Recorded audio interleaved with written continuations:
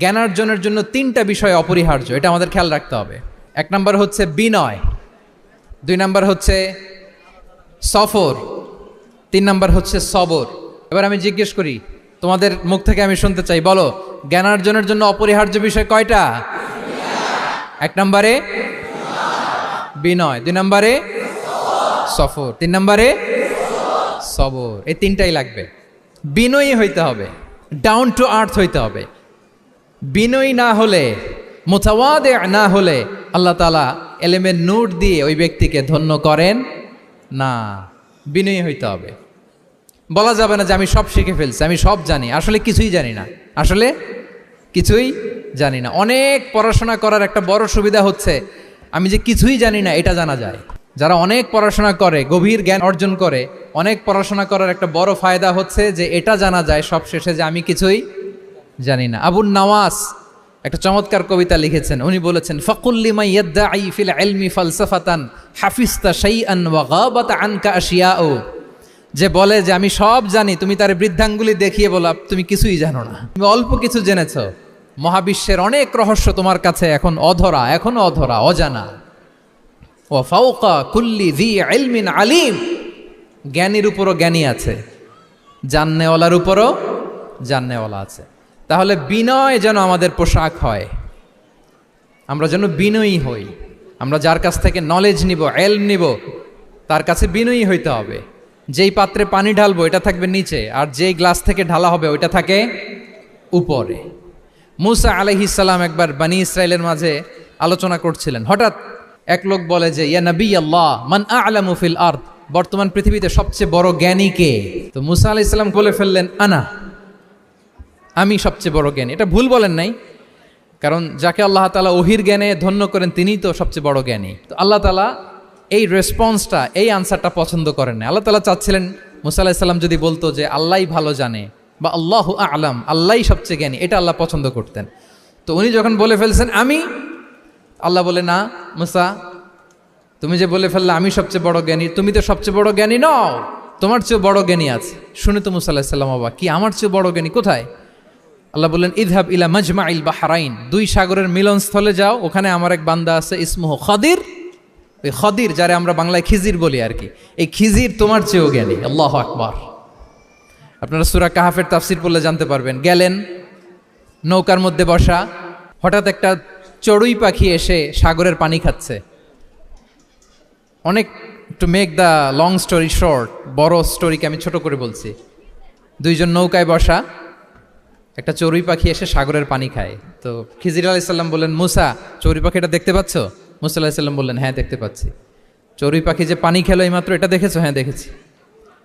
পানি খাওয়ার কারণে চড়ুই পাখির চঞ্চুতে, মানে ঠোঁটে যে একটু সাগরের ছিটে ফোটা পানি লেগেছে, দেখেছো? মুসা আলাইহিস সালাম বললেন, হ্যাঁ দেখেছি।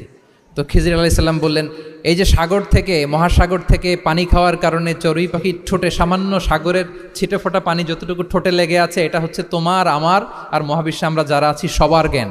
আর এই পড়ে থাকা মহাসাগরের পানি হচ্ছে আল্লাহর জ্ঞান। চড়ুই পাখির ঠোঁটে লাগা পানি তোমার, আমার আর পৃথিবীর সবার, আমাদের যে জ্ঞান আল্লাহ দিয়েছেন এটা। আর মহাসাগরের পানিগুলো কার জ্ঞান?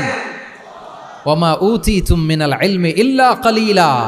আল্লাহ বলেন, একেবারে একেবারে ভেরি লিটল, যত সামান্য জ্ঞান দিয়ে আমি তোমাদেরকে দুনিয়ায় পাঠিয়েছি। এজন্য আমি সব জানি, এটা আজকে থেকে আমরা আর বলবো?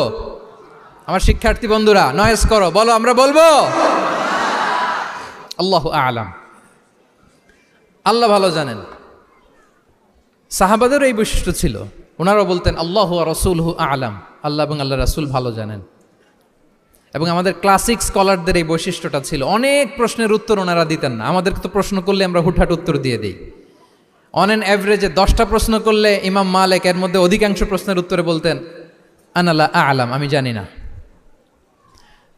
আমি জানি না, এটা যখন আমরা বলতে শিখি তখনই বেসিকলি আমরা নলেজেবল হয়ে উঠি, জ্ঞানী হয়ে উঠি। তাহলে জ্ঞানার্জনের জন্য অপরিহার্য কয়টা বিষয় বলেছিলাম? মনে আছে না? ঘটনা শুনতে শুনতে কয়টা মোট? এক নম্বরে বিনয়। আমরা বিনয়ী হব। আওয়াজ করে বলি, আমরা কি হব? আমরা বিনয়ী হব। এই যে আমরা কোরআন হেফজ করলাম, এরপরে তুমি যদি বুখারী হেফজ করো, মুসলিম হেফজ করো, এটা তোমার বাহ্যিক জ্ঞান অর্জন হয়েছে। জ্ঞানের দুইটা সাইড, একটা ইন্টারনাল নলেজ আর একটা হচ্ছে এক্সটার্নাল নলেজ। বাহ্যিক জ্ঞান এটা হয়েছে, আরেকটা আছে ইন্টারনাল নলেজ, এটাকে বলে অন্তর্নিহিত জ্ঞান। ইলমে লাদুন্নি ওয়া আল্লামনাহু মিন লাদুন্না ইলমা। এইটা শুধু কোরআন হেফজ করলেই হয় না, এটা কোরআন পড়ার পরে, হাদিস পড়ার পরে, এগুলোর উপর আমল করার পরে, বছরের পর বছর সাধনা করার পরে আল্লাহ তাআলা কোনো ব্যক্তিকে ইলমের নূর দেন। এটা এত সহজ না। আমরা এক্সটার্নাল নলেজ, বাহ্যিক জ্ঞান খুব সহজেই রিসিভ করতে পারি, কিন্তু ইন্টারনাল নলেজ, যেটা অন্তর্নিহিত জ্ঞান, যেটা তোমার দূরদৃষ্টি বাড়াবে, তোমার ফেরাসাত বাড়াবে, তোমার বিচক্ষণতা বাড়াবে, তোমার ফার সাইটেডনেসকে বাড়াবে, ওই অন্তর্নিহিত জ্ঞানের জন্য বছরের পর বছর সাধনা করতে হয়। সো আমরা যেন বিনয়ী হই, এটা হচ্ছে নাম্বার 1।